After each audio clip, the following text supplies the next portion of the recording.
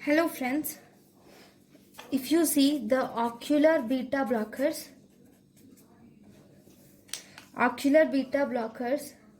can sometimes cause a side effect of corneal hypoesthesia. Why? Because some of the beta blockers have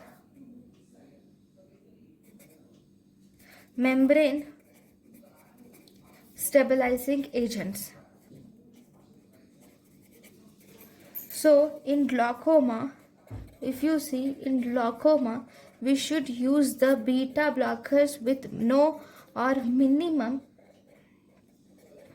membrane stabilizing agents. We should use the beta blockers with no or minimum membrane stabilizing action. Okay.